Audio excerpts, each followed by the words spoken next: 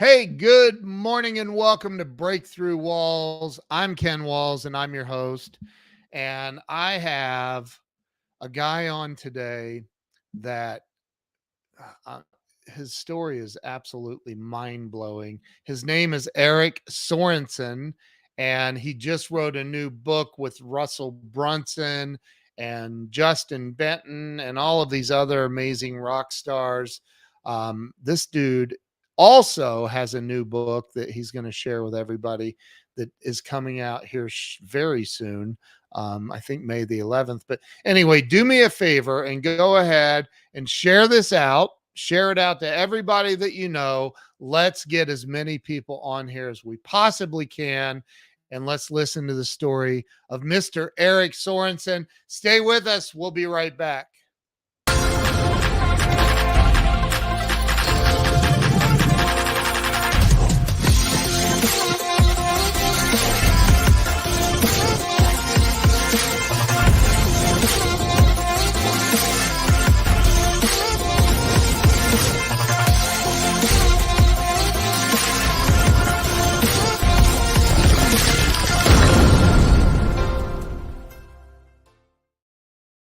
And we're back. Let me bring Erik on.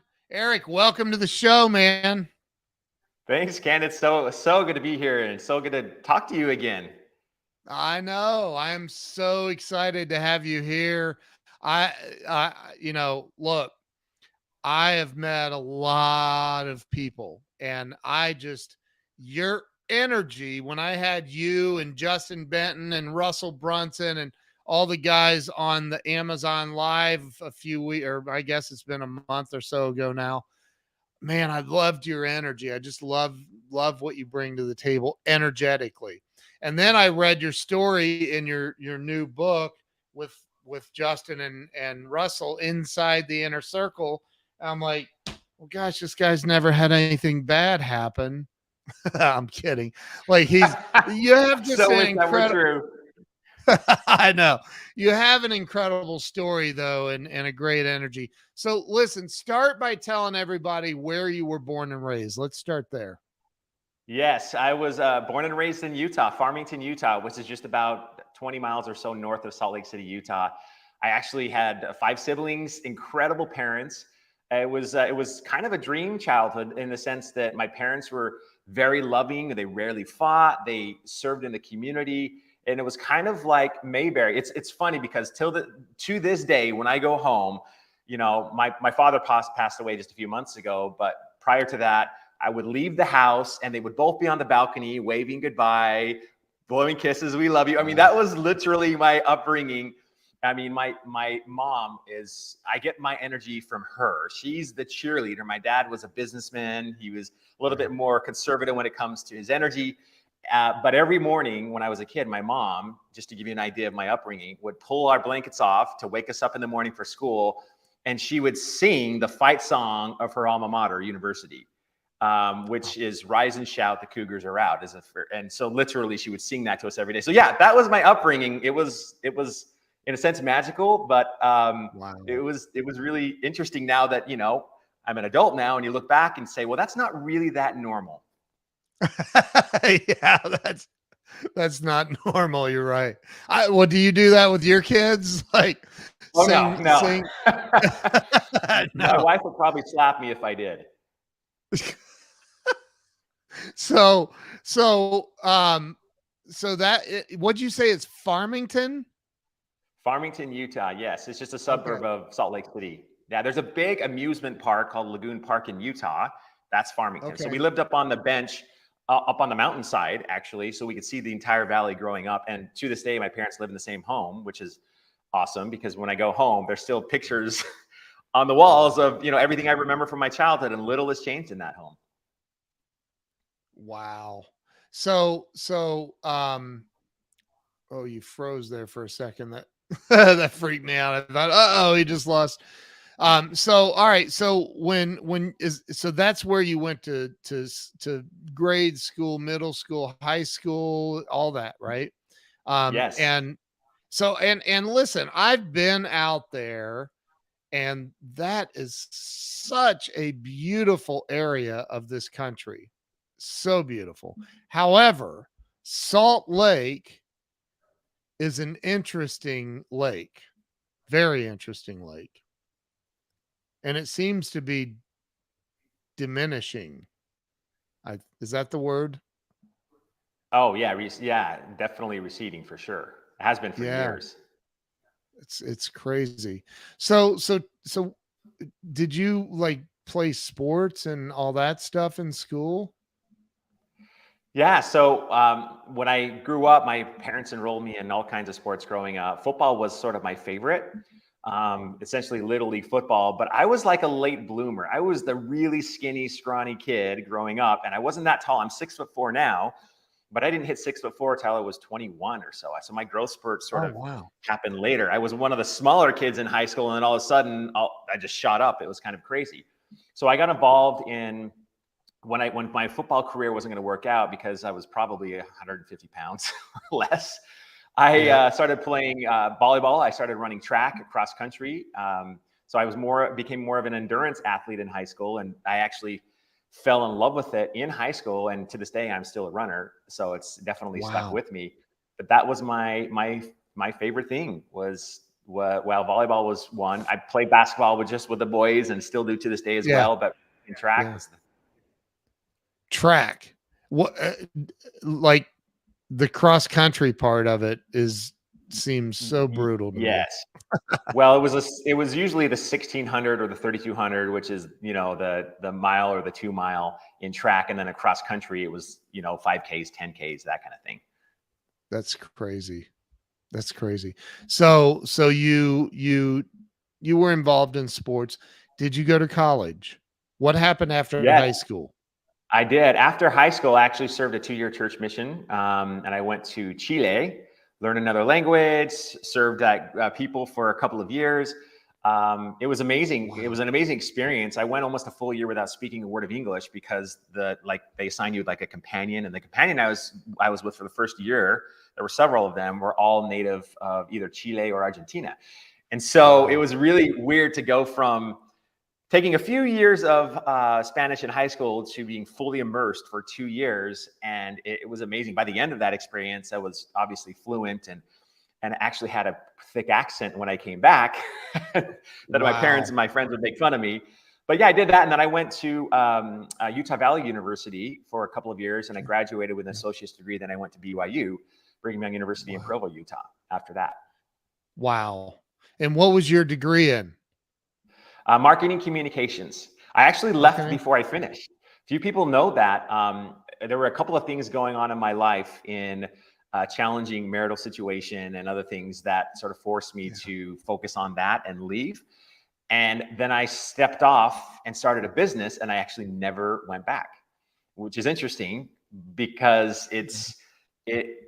I learned some amazing things in the marketing and communications world Yeah. in school, but I learned a lot more doing marketing communications after that experience. And so, yeah, I actually walked away a little over halfway through and never returned. The great Jim Rohn had a saying that he said, a formal education will make you a living, self education will make you a fortune. So you I have went found the, that to be 100% true, at least in my life. It may not be for well, everybody if you have a specialized trade, but as an yeah. entrepreneur, 100%. Yeah. I mean, there's no better way to learn as an entrepreneur than to just do and screw up and figure it out and adjust and right. So Oh, so yes. so you left BYU. You didn't get a degree, a finalized degree. You have an associate degree, so that's better than me. I don't even have Right? that. So you started a business, you said. What was the Yeah. business? So oddly enough, when I was in Provo, just like all of us, I was searching for a job, wasn't sure exactly Right? what to do with my life. I had no idea what I wanted to become. And I just sort of by accident, a friend came to me and said, "Hey, there's a job at the local newspaper." I don't know if you remember the newspapers, Ken, or not. But Yeah. back in the day, Yep. there used to be these things called newspapers. And Yep. I was taking classified ads, if you remember that. People would call with obituaries, or I want to sell my car. And that's how you did it back then 20 years ago, where you would just call and place an ad in the classifieds, and then hopefully you'd sell your car. And I remember I was making $12 an hour back then, 20 years ago. So that was a ton of money for me. That was a lot of money. Yeah. And all of a sudden like $500 a week, right? Oh, it was awesome. Yeah. And I was like living the life at $12 an hour back in college. Yeah. Wow. So from there, I started to see something really interesting. So I was just answering the phones, typing in classified ads. It was kind of a mundane job.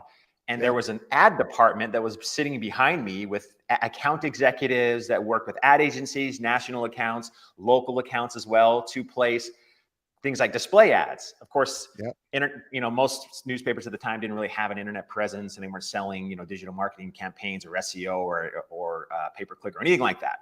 But then it was just ads in the paper and maybe, non-traditional publications. And I loved how they were interacting with clients. And I just loved how they were trying to solve their problems, even though it was the newspaper. But again, the newspaper worked really well back then.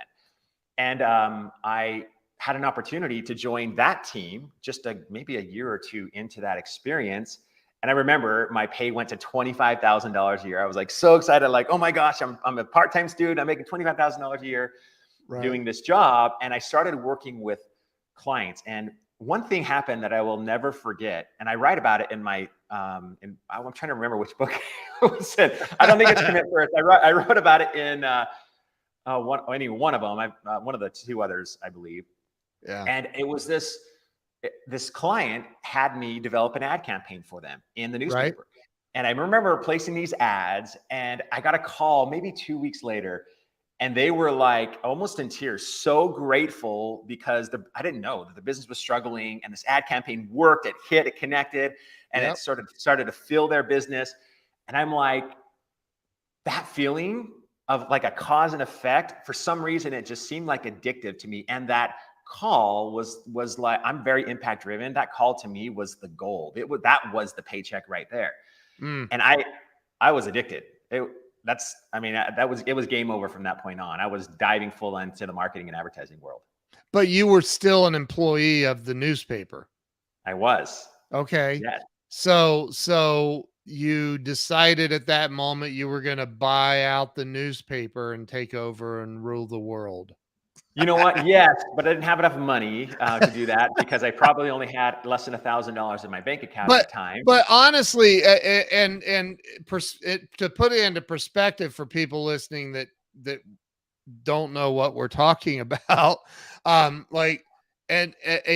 buy a newspaper or to own a newspaper back then would be like owning Google today. Like that was it. Like that was the form of communication for everything really outside of cable TV. But yeah, since what, the 1920s, 30s, whenever it was, like that was the thing for so long. I mean, my parents growing up, every Sunday especially, but every day, my dad would have the newspaper and he would read through it before going to work. And that was how it was. Clearly, that's not how it is today. No. But that was the culture. So you you fell in love with the marketing and display ads, and gosh, we did you guys do the advertorials? Did you guys ever do any of the advertorials in the newspaper? So back then there was this big thing between advertising and editorial. There should be like this wall in between them, which really wasn't true, because if a client was spending enough money, trust me, the editorial department would be on them with anything that they can include them in from an editorial perspective. But yes, advertorials, we did do all the time, but we had to put on the bottom of the advertorial, this is a paid advertisement, et cetera, the little disclaimer. So yes, now I never wrote those, but I was more into what's the right header, what's the right hook in the header that would drive people to this ad? Because that's the most important thing. It's like above the fold, right? That's where that came from. What's above the fold? What's the header that would allow people to really connect with that ad, and what would drive traffic to that business? And I kind of became obsessed with how cool that was. and how much just a header change or slight copy change or even a slight creative change would make a big difference in the outcome of the ad. So Yeah. cool.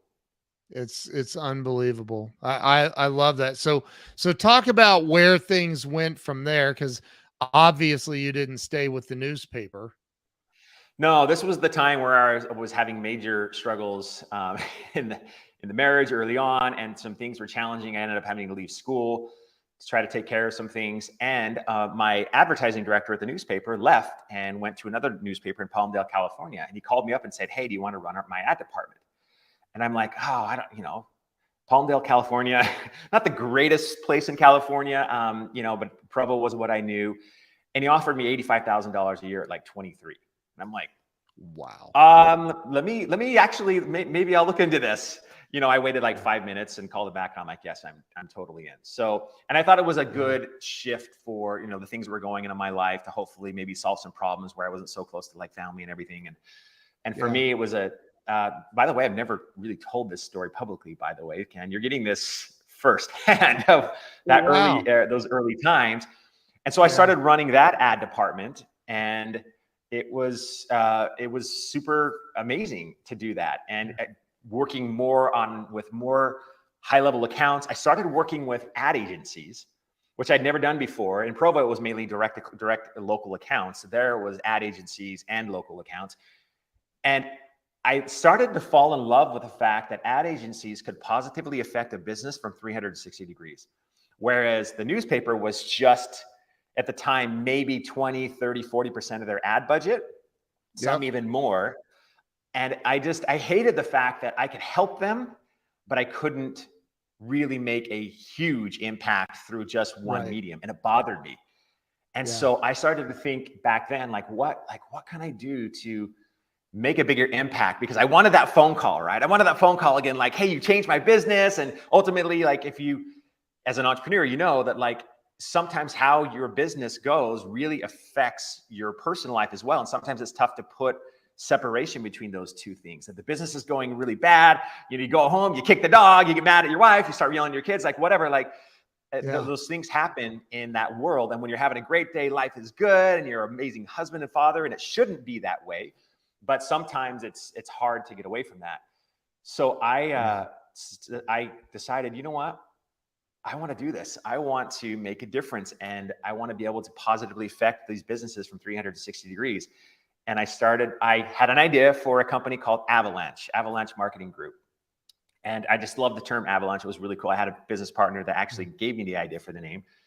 And I ended up walking away from the newspaper world and just started an ad agency. I had no clients. I don't remember how much money I had at the bank, but it couldn't have been more $2,000 or $3,000. No clients, no experience in the ad agency world. A few years under my belt in newspaper advertising, which I came to find out quickly isn't how the rest of the marketing world works, with the exception of creatives similar. And I walked off, and I passed the point of no return and started Avalanche. And where was it? Where were you located then? I moved back to Utah. I actually moved back to Layton, Utah, left the job, came to actually lived in Farmington, Utah, started the business in Layton, Utah. And we set out to find our very first client.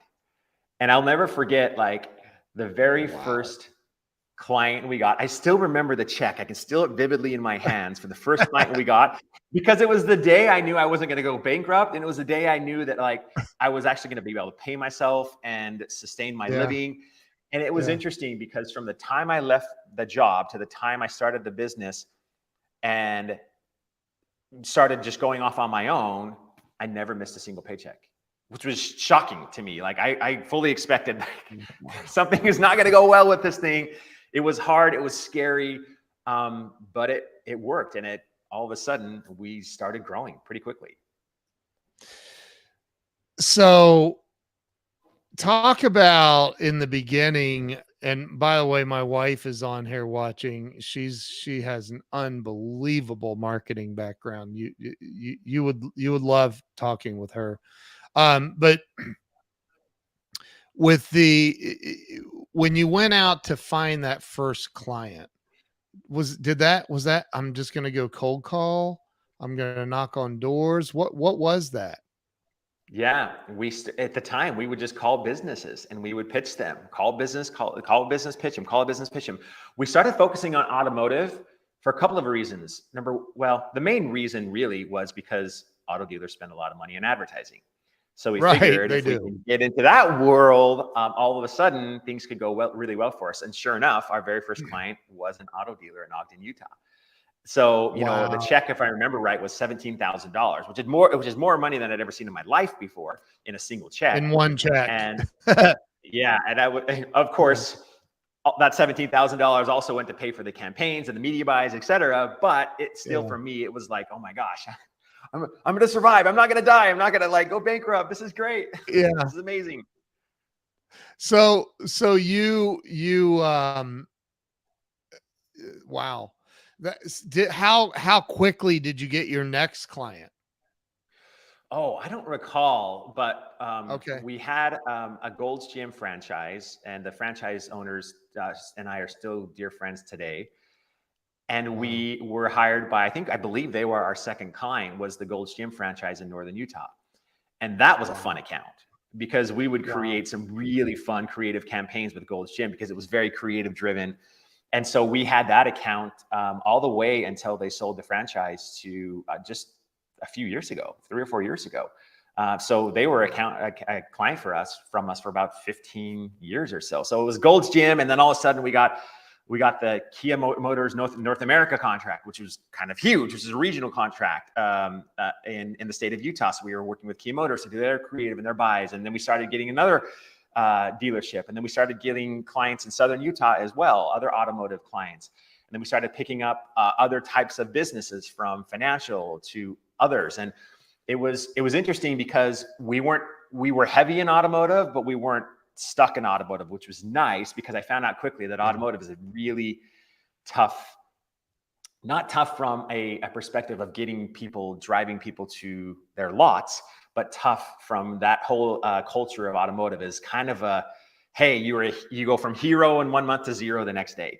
It's kind of this, what have you done for me lately all the time? And so you spend a lot of creative space and time and energy and effort just over delivering, providing tons of value because it's like, we need a new idea today. And the next day, we need another new idea. How can we drive more traffic? How can we sell more cars? And it was just this machine of constant pushing, sell, which we didn't see in other industries like financial, like tourism, which we ended up later on getting very big in, and in telecom, which ended up being our biggest segment, fast forward 10 years or so.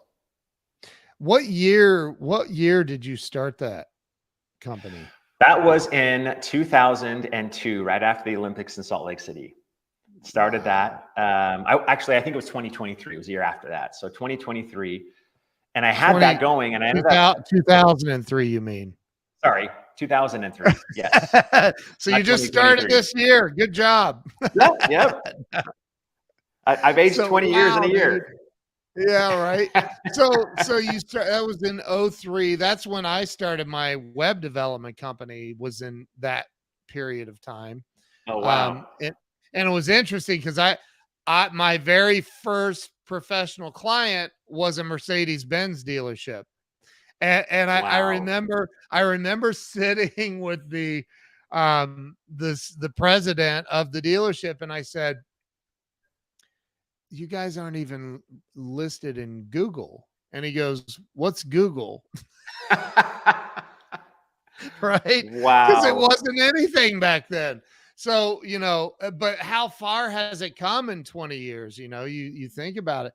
So you, and I understand, I don't know it as well as you or my wife, but I understand the ads and the ad placement, but you were doing more. I'm sure you, especially with car dealers, you probably got into television and video, I would imagine, at some point. There was in the early days, I don't even recall if we were placing any digital marketing because there was kind of this thing like who's going to, what type of, who's going to come off of an ad that's on a website?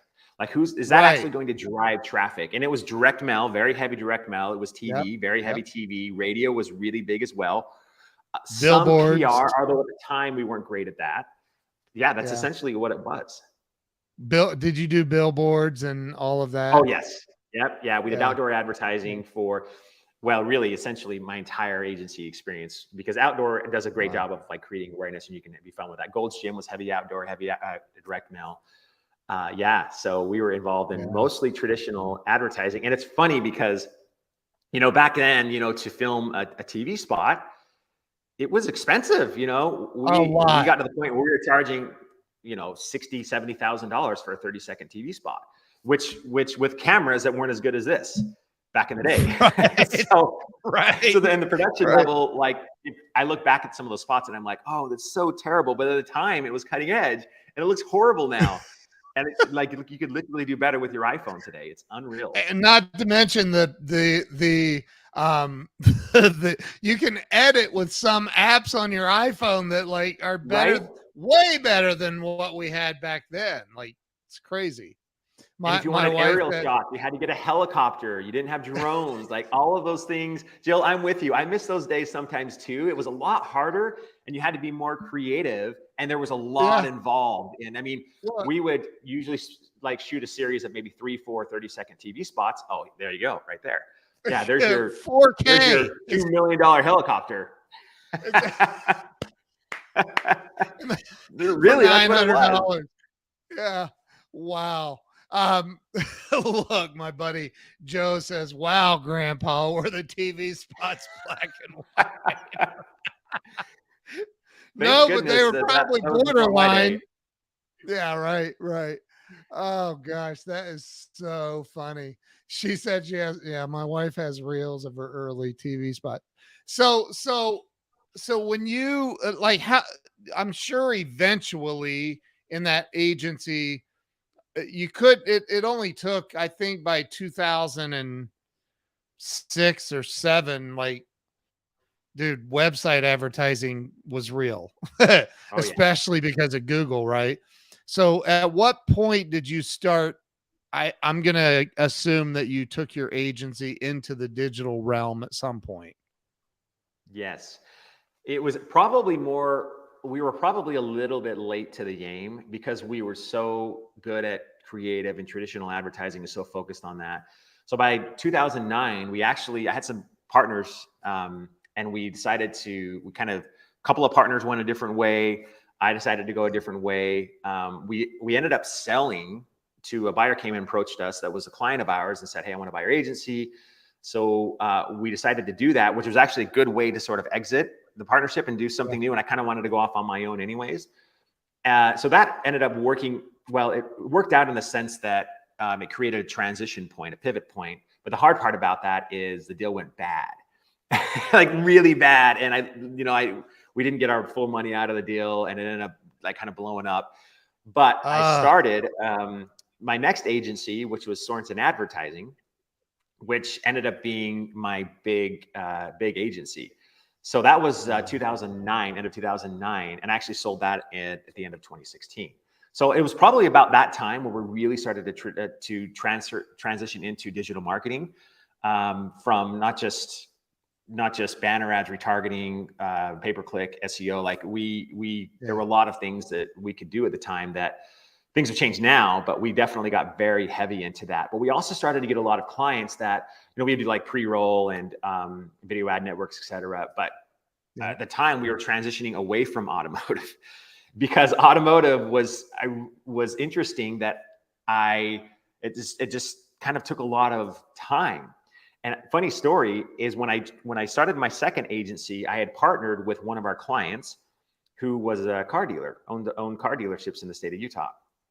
And they weren't that involved in it. I still was running pretty much everything. It was called, we actually called it Sorenson and Wade Advertising at the time. And it was interesting because in 2012, I had a really interesting experience with that. They were great partners, great people. They ran a successful business, and they were our biggest client by billing because, obviously they kept everything with us because they also owned the agency and they had quite a few dealerships in a few states. Well, I had this feeling. I'm big on feelings. And it's interesting. You mentioned Justin Benton and Russell Brunson. I was just with them yesterday in Boise, Yeah. Idaho. In fact, I didn't even fly in until 5 this morning. It's Wow. like 2 hours of sleep I'm going on, but it was an exhilarating couple of days in our mastermind. And Russell said Wow. something on stage yesterday at our mastermind that he said, somebody asked him, like, how do you make decisions? And he says, honestly, I'm a feeler. Like, I make decisions because I have these feelings. I have these promptings or feelings.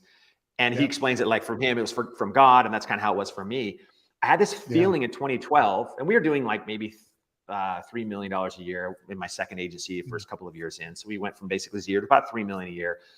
And I had this feeling to buy them out, my partners. And it didn't make any sense in my head, but I just had this feeling like, you need to buy them out, you need to buy them out. And I just like, that was really weird. I didn't have the money at the time. And I went to them and I said, hey, I want to buy you guys out. And it was odd because all these incredible miracles started happening. I found the money. We had a deal done in 30 days. They were out. Came Sorenson Advertising. And that was in February. In May, so what, 3-4 months later, we hit $500,000 in our first $500,000 month. And we lost that account. What ended up happening, it's funny because like sometimes I found that when something doesn't make sense in your head, but it makes sense in your heart, that's when you should also do it. I mean, if you don't have the time, the money, and you're scared to death, but you have this feeling, that's when you always do it, every time. Because usually decisions made on fear are almost always the wrong decisions, whereas decisions made on faith are almost always the right decisions. And so I made that crazy decision and I stepped a few steps into the darkness. And it's crazy that I didn't realize that all of our creative time, space, and capital was going to come up with new ideas all the time in the automotive world. And it was taking precious time for us to get accounts where we could better utilize our creative space without having to spend so much time trying to come up with things every single day. And interestingly enough, we got a client of ours in that agency just about that same time that we were transitioning, and they hired us and we started helping them. And it was a telecom company. Think of like Comcast, internet television and internet TV and phone at the time. And so we started growing them, and they had offices in several states, 7 different states at the time. And then they acquired another company in Mississippi. And so we started working with that account. And a few years later, they sold. So essentially they were struggling. We didn't know this, but at the time when they hired us, they were struggling because the 2008, 2009 recession had hit them hard.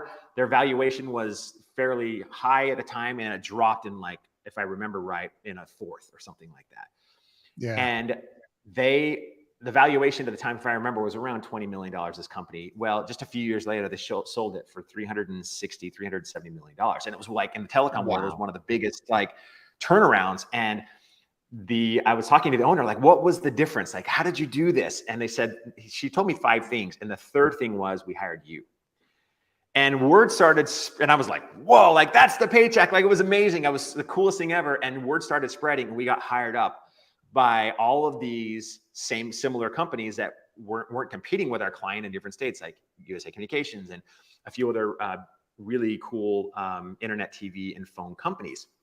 And it was cool to watch this happen. And to this day, I still communicate with that original company and the owner of the company, he and I communicate all the time on LinkedIn. And he and his operations manager were just incredible people to work with. They're some of the people I look up to the most, because they're not just great business operators and owners, they're also just incredible people. And that's what took us up to our first $1 million month, I think a year or 2 later, which was crazy. So that one decision, all of a sudden, bam, it just shot us up, and it was incredible. We started building a team. We opened another office in Provo and one in St. George, Utah.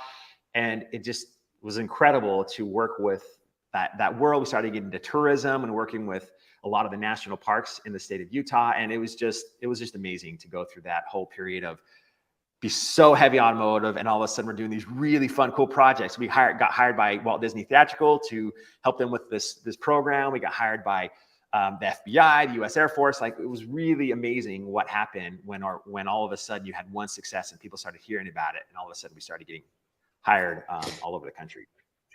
This story should have been in the book sitting behind you. 10x is easier, because you literally had to let go of that 80%. And I've done that. As I'm reading that book, I'm sitting here going, Reflectionville. I'm going, oh, because I'm on it.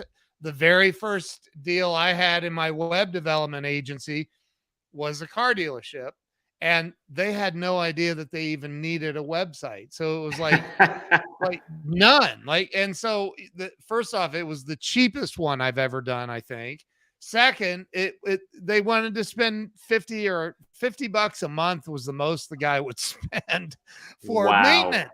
Turning 50 cars a month. There was no automated way to do that. It was literally me, and I'm like, dude, $50 a month, but it was portfolio material for me, right? So I was Right. like, as soon as I can cut this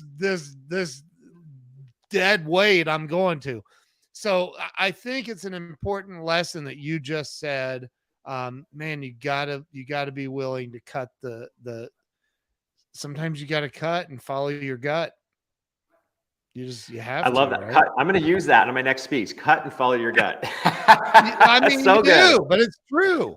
That just came out of nowhere, but it's true. You gotta be able to do that, and I think that's the downfall of a lot of entrepreneurs is they hang on to what they think is going to keep them afloat.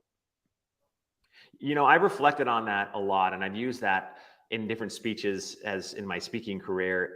And I always use the analogy of being an archer. I don't know if you've ever shot bow and arrows in your life, but it's Yeah, amazing yeah, because if you think about it, the arrow gets all of its kinetic energy by going 180 degrees in the opposite direction of the target. And that's what this felt like. It felt like I was like, why buy them out? I love these guys. They're great. They're like a significant amount of our billing, probably at the time, if I remember right, probably more than 40% of our billing. And I knew wow, once I bought them out, it was going to go away. I just knew that was going to yeah, happen, and it did. But it didn't make sense. And just pulling back and losing that was painful. And I thought, well, how in the world are we going to do this? And all of a sudden, doors of opportunity came. And, as I told you the story, it just, yeah. all of a sudden, incredible things happened just from that one extremely difficult pivot point and decision. And forget, like, we on average have 60,000 thoughts a day, right? And so, you may be talking with your wife or somebody else, but inside you're having completely different conversations. Like, have I lost my mind? What am I doing here? This is insanity. Like, I can't imagine the conversations you were thinking about during that whole Well, period. one of the odd things about it, I found that when something doesn't, like, it makes sense in your heart, like you feel it, but Yeah. it doesn't make sense in your head. I found that the times that I've moved forward with that feeling, it's sort of like logically, like this makes no sense logically at all. Like on paper, Yeah. why would you ever do this? If I would have gone to a consultant, they would have said, you're crazy. They would have said, hire more people, or keep having 2x Right. thinking, not 10x thinking. But it made Right. sense in my heart, and I felt it, and I knew I needed to do it. And it was amazing, the doors that opened just when I started stepping 1, 2, 3 steps in the darkness. And I love the saying that sometimes you just have to jump off the cliff and find your wings on the way down. And Yeah. that's exactly what we did. It was scary. That's so it's insane and awesome all at the same time. I love it. So then it wasn't too much past that you started doing $1 million a month. Yeah, we hit our first $1 million a month. If I remember right, this would have been 2012 that buyout happened. And then I want to say it Wow. was by 2014-ish, something like that, we hit our first $1 million month just a couple of years later. Wow. Wow. It's crazy. Here's Jesse. What's up, Jesse? Jesse was actually one of our team members at our first agency, Avalanche. Wow. Yeah, so he was an account rep for us. How you doing, Jesse? Good to see you on here, man. That's so cool. You must be streaming this to LinkedIn. It I looks am. like. Yep, I'm streaming it to my That's LinkedIn and awesome. to Facebook. That's Yes. awesome. So you said in 2016 you ended up selling that agency, correct? Yeah, out of the What did blue. you get what'd you get up to? Did you get over 1 million a month? Did you ever get over that? No, we didn't. In fact, we hit $1 Oh, million. We actually settled down after that first $1 million month, and we were doing about 8 million a year, roughly, okay. for a couple of That's years straight that in a row. hey, dude, that beats a sharp stick in the eye. I mean, Yeah, but that's not bad. oddly enough, somebody approached me and out of the blue, we're at lunch, and he said, "I want to buy your agency." And my first thought was like, "Why would I sell my agency?" And as I thought about it, one of the things that sort of happened, part of me says, why did I like even do this ever? Why did I should have kept it? It was like my baby. I built it up and I just love that world. Yeah. But looking back, I sort of know now why that all happened. And I was going through a divorce at the time. It was the most trying experience of my entire life. And ultimately ended up going through a divorce and through this whole transition. Ended up starting dating again, and a while later met somebody else, and who was Yep. incredible. And you know how you ended up, through this couple of year period, getting remarried and facing the prospect of I had 4 kids, she had 4 kids, and we were about to blend. Excuse me, she had 4 kids, 5 kids. I had 4 kids, and we were about to blend 9 children. And I'm thinking, maybe this is a good time to exit. So we ended up, the deal took quite a while. It took almost 9, 10 months, something like that, maybe even a year. And by the end of 2016, it was done. And it was Wow. kind of a vulnerable, really, really difficult time in my life.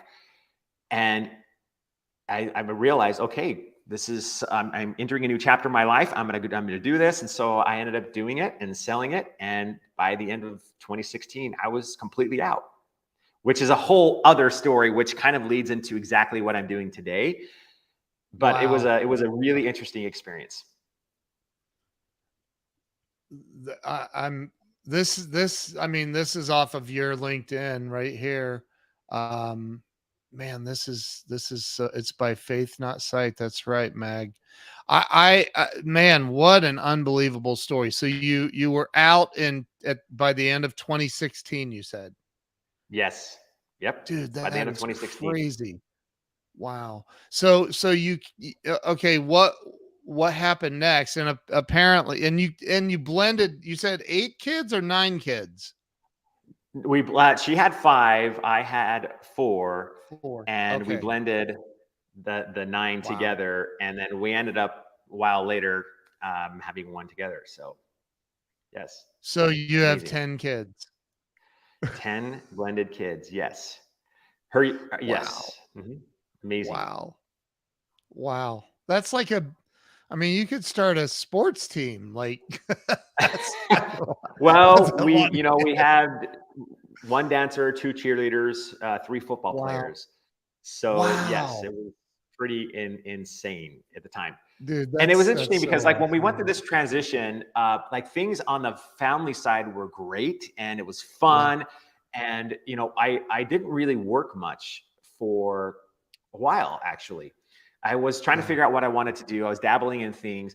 But here's the interesting thing. When you like go to this point where you all of a sudden like generate a bunch of wealth in like one day, and you're looking at your Yeah. banking account and you're going, oh my gosh. And you're like, it's really exciting. It's really cool. And you like, it's kind of that payback or payout for all that hard work and blood, sweat, and tears for so many years. And that hours where you did like work through the night, that a lot of us hustling entrepreneurs did. And it was amazing, Ken, for like 3 days, maybe 3 weeks. And it ended up being one of the worst experiences of my life, which is really interesting because on the one side, you know how happiness is sort of compartmentalized. You can be completely happy in your relationship with your wife, for example, and completely unhappy at work, or completely Yep. happy with your friendships, or completely unhappy at home. Like it's amazing like how Yeah. that happens. But in the career sense, it was by far the worst time of my life. And the reason why, and I've Wow. really reflected on this a lot, was because I had built something up and I did something wrong. I tied my identity to my business. which was I know now was the wrong thing to do. So when I sold the business, I sold my identity. I was Sorenson Advertising. Sorenson Advertising was me. We were the same person. Everybody knew me as the Sorenson Advertising, the owner of Sorenson Advertising, and they knew what we had done and the success we've had and the failures we've had along the way. And it was who I was. And when I sold the company, I lost myself. And it was really difficult. And so I was like grasping for straws. So I got involved in like a business and it didn't really work out. I got involved in another one and it ended up working out and starting doing okay. And then I realized the people that I had partnered with didn't necessarily share we weren't very aligned in our goals and where we wanted to go. And I ended up having to spend quite a bit of time just to get out of that situation and buy back my freedom so I could really go do what I felt like I needed to do. And every day, I've never been obviously you can kind of tell, I've never been a really depressed person in my life, but this is the closest I had ever come to this which was weird because the family was awesome and like things were going great, but I was going downhill fast on the career side, my mind. I'd never really had much of a scarcity mindset for years. I started having a scarcity mindset, even though I had, I bought a bunch of real estate and I think we bought like 11 townhomes or something like that. We bought a property, we bought a beach house in Hawaii that we rented out as an Airbnb where we weren't there. We had our property in St. George. And so like from the outside, it looked like this massive success. And on the inside, I didn't care about any of it. I thought I would. I thought I would. Cause like you hear people that say, once you get there, once you have all this money, like it's not that big of a deal. And I'm like, that's the stupidest thing I've ever heard because I didn't have the money. I didn't have any money when I was hearing this. And I'm like, you can say that. You're an idiot. You can say that because you have the money. Right. I'm there experiencing the same thing. And I'm like, oh my gosh, they were actually right about this. Yeah. Because I was so impact driven and got so much of to me to see like businesses grow and thrive and life change. And like, that was it for me. And it was all gone. I was serving nobody, but maybe my family and myself. Wow. We were going on all these vacations. We were tons of countries and tons of islands and doing all these cool things. But I was completely miserable. And I got to the point where it got so bad that I was like, I would have given away every dollar I had to get purpose and meaning back in my life from what I believe is my true calling. And interestingly enough, I believe that business is the calling. I truly believe that you are called to serve people. And I started feeling this calling to go a little bit different direction than the ad agency world. And now this is probably 2018, maybe early 2019. And I'm trying to figure out like, what do I need to do here? And I remember one day when it was particularly difficult. I was just not sure. I didn't want to get out of bed. I wasn't sure what to do. I felt horrible inside. And I read a quote that changed my life. And it said this, that the scariest day of your life is the day you die, when the person you are meets the person you could have become. And I'm sitting there thinking, can I nowhere near the person that I know I could become? I kind of felt this pulling like, Eric, you have this potential. You should be doing something different. Like you should be helping changing lives. And, us disc assessment high eyes were like, we can change the world. Like we're like big and loud and whatever. And I was feeling this pull to something. I didn't know what it was. Yeah. And my actions became clear that my actions were not aligned with that purpose and that calling. And it was miserable. And I don't mean to sound like selfish, like, oh yeah, that you've got this money, but you're miserable. Like, but money doesn't buy happiness. It really doesn't. It does make life certainly a lot more comfortable. Yeah. But happiness really comes from progress. Like, are you actually, life isn't what happens to you. Life is the meaning that you give to it. Yep. And I had no meaning. I had no purpose. I was spinning. And like Napoleon Hill said, it's driven versus drifting. I was drifting. And I didn't know how to get out until I read that quote. And something happened that if you knew me before 2018, Ken, you would be like, what? Because I was the guy that was like, I was the 2X thinking guy. Hustle. Like empty activity after empty activity. If I was busy, I was successful, which is obviously not correct. It's a false sense of actual success, not progress. Yeah. And I was busy, but I wasn't making any progress. And oddly enough, I had read maybe 1 or 2 books in 15 years. I hated conferences. I hated seminars. I'd never gone to a mastermind. I didn't like any of that stuff. I just didn't like to sit down and read it because I was like, it was too slow for me. So I did something crazy. I feel like I'm interviewing myself, by the way. Yeah. Did you have this experience? Oh, I've been multiple times, but go ahead. Keep going. This is unbelievable. Well, like the Erik Sorenson of 2018 or earlier would have never written this book, right? Ever, or co-authored that one or that one. Right. Like, I'm sitting there and I'm like, what do I do? And an idea came like, Erik, you need to figure this out. And who better to go to than the best in the world? So one thing I did have was time and had a little bit of money. So I'm like, what do I do? So I grabbed a book, and the first book I read was You Are a Badass by Jen Sincero. You read that? Awesome book, which led me to reading Think and Grow Rich by Napoleon Hill, which led me to reading whatever. And I started reading about a book a week. I did this for 2 years, and I only changed it just in the last year. And I talked a little bit about it before we went live to instead of reading a book a week, start going really deep on one book. And maybe you read 10 books a year instead of 52. Right. So I started reading a book a week. I went to 7 Tony Robbins events in 1 year. I went to UPW. I went to Date with Destiny. I went to Life Mastery. I went to Business Mastery 1, Business Mastery 2. Like, I went crazy. I went to, I started getting involved in Garrett White, Wake Up Warrior, his programs. Brendan Bouchard, I joined all of his programs. I didn't know Russell at the time. He came like a couple of years later. But I grasped at every straw I could. I enrolled in masterminds. I hired coaches. I was like bound and determined because I was in so much pain that finally woke me up. And that quote scared me so bad that I went crazy and I started going to everything, signing, your newsfeed's full of a new program. Every one of them, I would sign up and I would just learn and study. And it actually became a bad habit because it became so, over about 2 or 3 years, it became so addicting that I just wanted to learn, but I wasn't doing.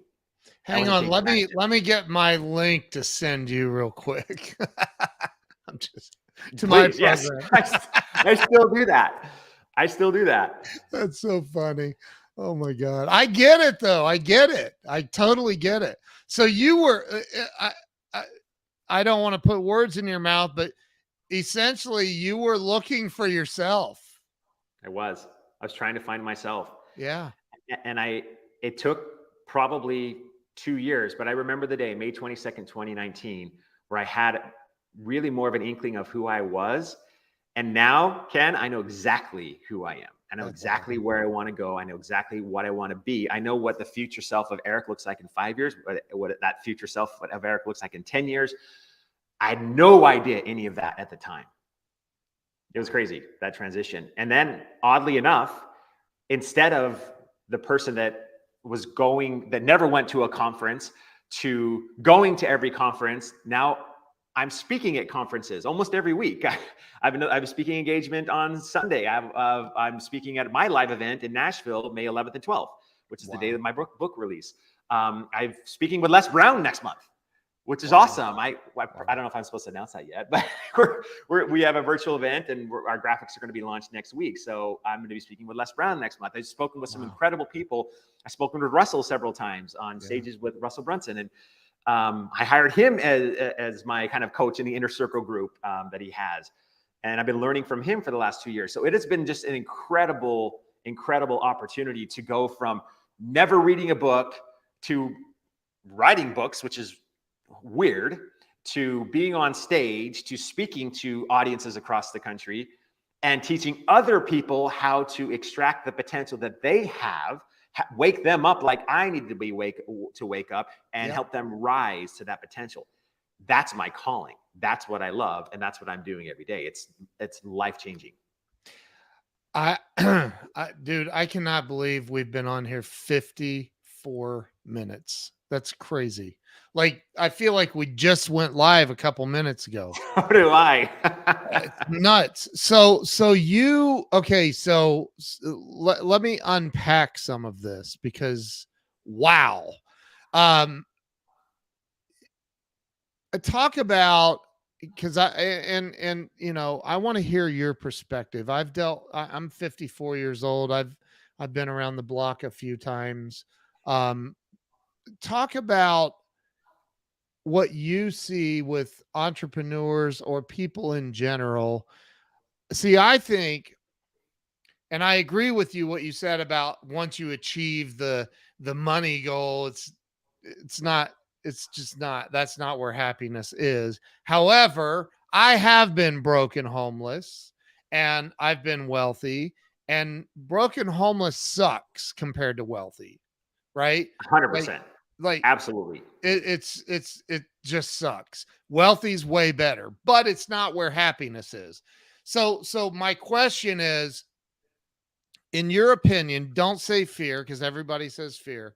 In your opinion, what do you think stops people from achieving real financial success and happiness, joy, freedom, all of it, the whole package? What, and I'm giving you full screen on this answer, so it's, you got to make this one good. What is stopping Uh-oh, the people pressure. from having it all, man? All of it, the money, the, move your head and let everybody see that beautiful award on the wall behind you. Like, what is stopping people from having it 25,000. all? I know, man, it's crazy. What do you think stopping everybody? Not everybody, but the majority of people. It's funny because this is exactly what my programs solve. My coaching and training programs solve just this very thing of what's the difference between those that are wildly successful and those that can't quite get there.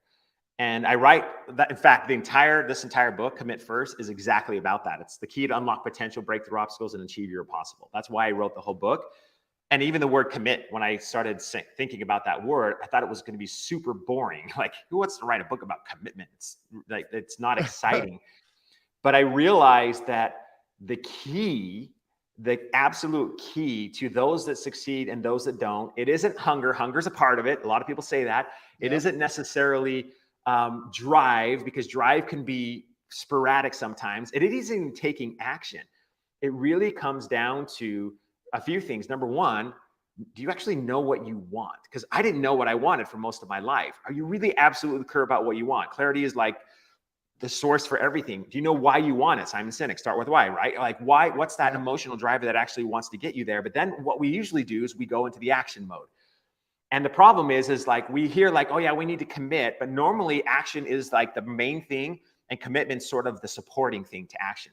The reality is if you do that, what ends up happening is you're not really 100% committed, you're 99% committed. Right. What ends up happening is you end up having sporadic action because the driver of consistent action is commitment.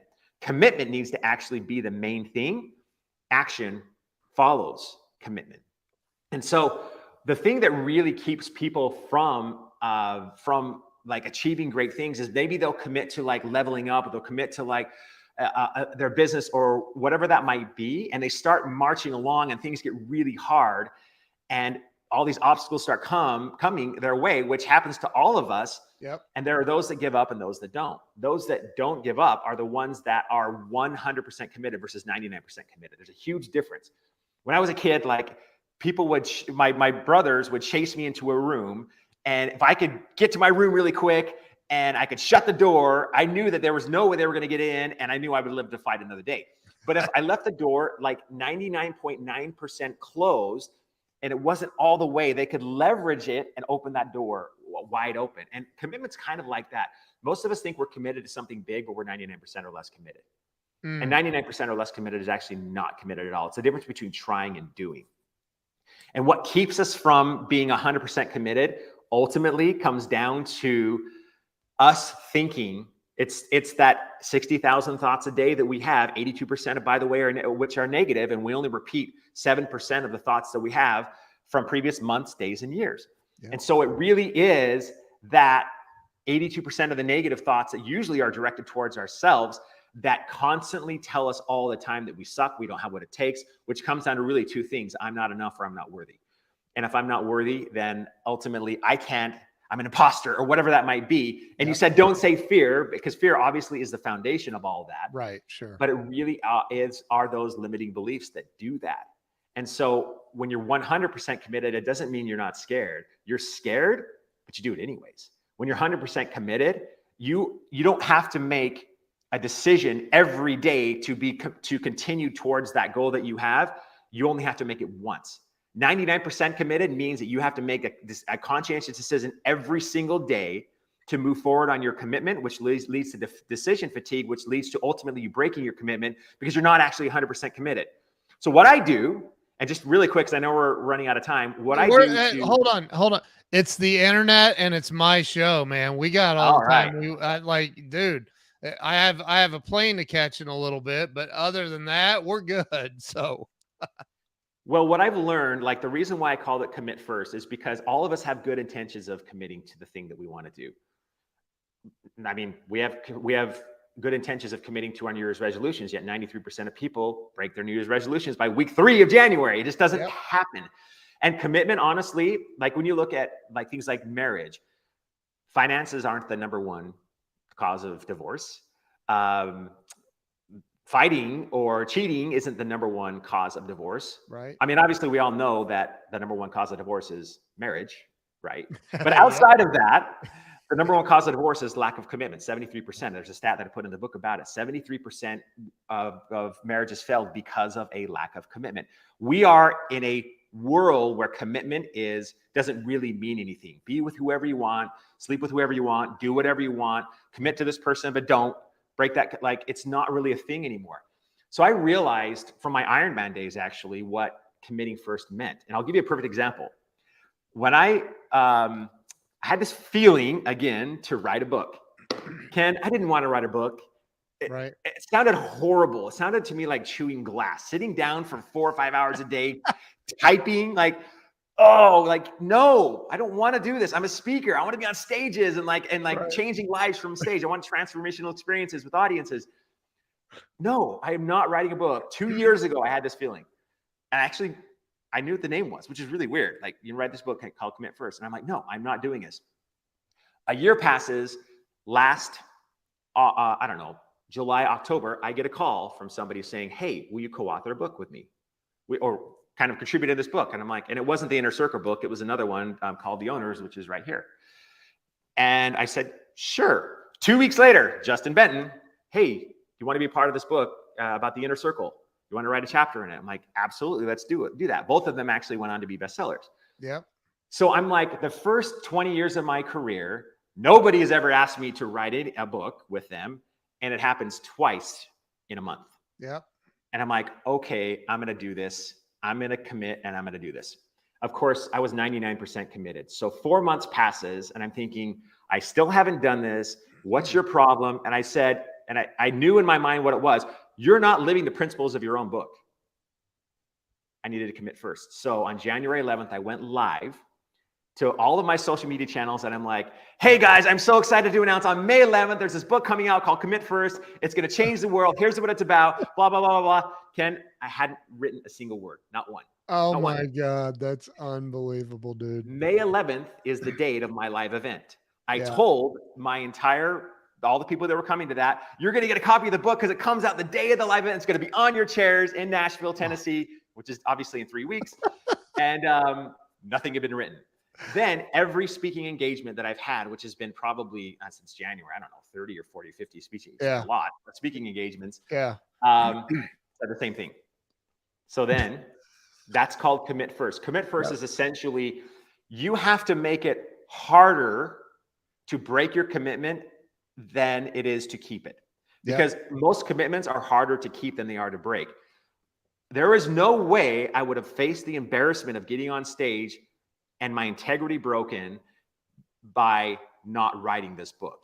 I then created leverage on myself to make it harder or make it easier to keep my commitment versus harder to not. And that is the whole principle of the book, Commit First. And there's ways you can do that in a powerful way to basically burn the boats, lock yourself in a corner and make sure that you're fulfilling on your commitment. And it's amazing when you do that, like crazy stuff opens up in your mind creatively. About a year ago, I was going to write a book about commitment. Swear to God. And I'm sitting here going, and I just didn't commit to doing it. I've written 8 books, but I didn't commit to that one. But I think, and really it was more, mine was going to be about decision, which would be the same thing. You've got to decide to commit. I remember when I wrote That's my in first here. book. Yeah, like Decisions you in have, here. Yep. and I'll give you, if I may, I know it's your interview, but I want to chime in. Andy Frisella was on my show, the inventor of 75 Hard. And at the end of the interview, about an hour into it, I said, and it was an amazing, unbelievable interview, right? And I said, dude, I didn't even bring up 75 Hard. All my friends are doing 75 Hard. And I said, you know why I didn't bring it up, right? And he laughs and he goes, yeah. And you know how he drops F-bombs and he's like, because you have to do it now. And I'm like, dude. And my wife's in the comments going, yes, I'll do it with you. I'll do Of it with course. you. And I'm like, no, I don't want to commit to that. Are you out of your flipping mind? 75 days? Like it's, and so I go, all right, fine, I'll do it. And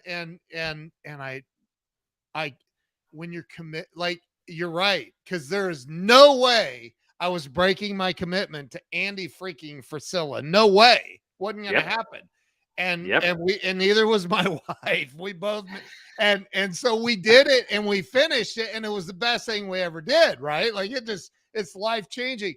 So I love what you're doing. I cannot wait to get this book, dude. I can't wait. Like, I'm so excited. This is awesome. I'm going to send you an early copy of it, and the Audible is going to be done, I think, by next week too. So I'll send you an MP3 of that too, so you can listen to it as well if you want. But yeah, I'll get you one probably as early as next week. This is okay. Sorry, Ben. Ben Hardy.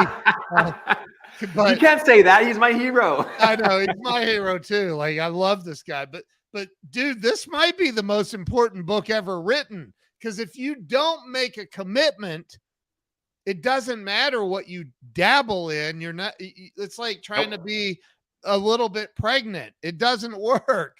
Like, you got to be committed. It's funny. I've heard, including last week, I was listening to one of Dr. Benjamin Hardy's YouTube videos, and he said the words, commitment is the key. Yeah. And I've heard that so many times, but it's kind of like not the main thing usually. Usually it's just like, okay, take action, do this, have a big why, and just be committed.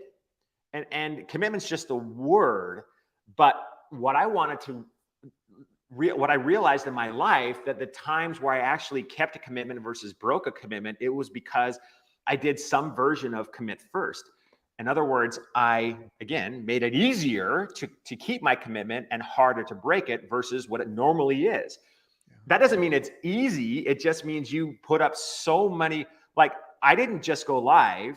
That would have been enough probably for me just to go live and say, I'm writing this book. Excuse me, the book's coming out on the 11th. Yeah, right. Not a word had been written. That would probably been enough, but I needed to make sure I solidified that and just committed first as much as I could, which is why in every speech I've talked about it, which is why I told my audience it was happening. Like, I did all of these things to make it so much harder for me to break the commitment than to actually keep it. And it happened. And what was shocking to me, it wasn't, I mean, editing was the painful part, going back and forth with editors and book covers, but writing the words, I was shocked at how the content just flowed and how the ideas and the examples, my research just flowed. And I usually hate that stuff. So it was kind of a transformational experience for me. And awesome. I'm still learning about commitment. And I'm like, dang it, I wish I would have put that in the book, because I'm learning a few things like the last few days at the mastermind the last 3 days. And I'm like, I should have put it in there, but it's pretty awesome. I'm excited. It just, the next book's going to be called Commit Again. Maybe, Ken, I mean, you were going to write a book on commitment. Maybe part 2 is the Ken Walls, Erik Sorenson joint venture commitment book. Dude, I'm in. Decide to commit. Let's go. You heard it first right here. That's right. I'm in. I am in. I think, look, I think that this is unbelievably important, man. People have got to realize that this is the key to everything. It really is. Yes. It's like, yes. I'm going to commit to being a Christian, or I'm going to commit to, there's so many examples there. It's literally, I'm going to commit to getting to the airport to get on an airplane. Like, it requires a commitment. And then, and no matter what, like, if on my way to the airport, there's bad traffic, it doesn't mean I'm going to go, you know what? I can't do this, and turn around and come home. Like, right? Like that's silly examples, but this is unbelievable. Let me ask you one last question. My wife and I have been together for 13 years. I right about that. And back when we first met, she was the global VP of marketing for two different companies that do 500 million plus a year. I love it. So she's like, she My kind talked, of gal. yeah, oh, dude, and she ran the Ohio State Fair marketing department for 8 years. Oh, no Like, way. she's like, so we met, and it was in 08, 09. She had been downsized from her big cushy job during that horrible time period. And we opened an office together and decided to team up. I'm the website technical guy. She's the marketing genius, and we're going to build this agency. Well, I had a handful of employees, and everybody was getting paid except for us.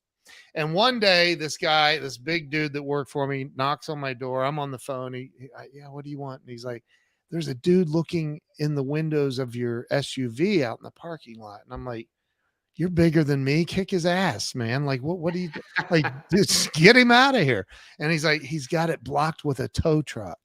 And I'm like, a tow? Oh God, we're behind on the car payment. Oh, no. And so he was there to take my car. And you can't talk him out of taking your car. It doesn't work. So I'm standing in the parking lot with 4 employees watching my car get towed down the road. And it was the most humiliating moment of my entire life. I was like, what's the point of even being here? Like, I'm not just in business, but being on this planet anymore. I was at that point, like, I don't get the point of moving on from this. This is crazy. So for the people who are watching that are at the end of their rope, they don't know what else to do. They've tried everything. It's just not clicking. Their electric got shut off or is getting shut off. Their car got repoed or is getting, whatever. They're going through the hardest point of their life. If they were to call you and spill the beans and tell you it's horrible right now, what would you say to them to help them? Because and I know it's going to be okay if you just keep going. But what would you say to that person to help them get through to the next moment? Well, first off, I would try to remind them of who they are. I would try to remind them of the potential that they have in life. I would try to remind them that there's greatness inside of them and that this is just a temporary moment. The challenge with being in the darkness is the fact that when you're in the darkness, it's really hard to see the light. It's kind of like when you're taking off in an airplane and there's a storm and everything's going crazy and the plane's shaking. All you can think about is the dark clouds outside, the lightning, the storm.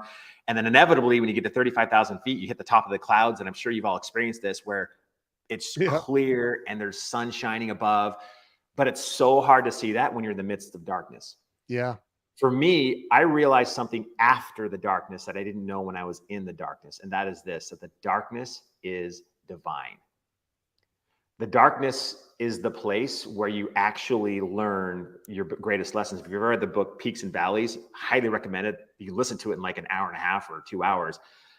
Peaks and Valleys talks about this.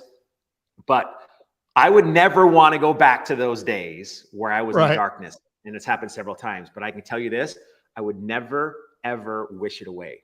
Because that's the place where you have a choice. And when you're in that dark moment, you have one choice. 2 choices, I should say. And that's, will you let it define you or will you let it destroy you?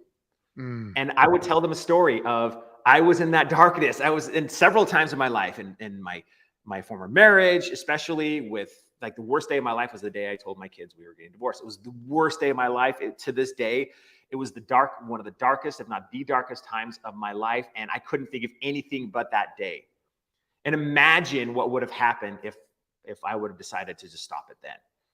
Because fast forward now 8 years, my life today is nothing anywhere close to what it was back then. Everything is completely different. In fact, the Erik in that day, 8 years ago, would not even recognize the Erik today. So my encouragement would be, darkness is tough, but I can promise you that there is light.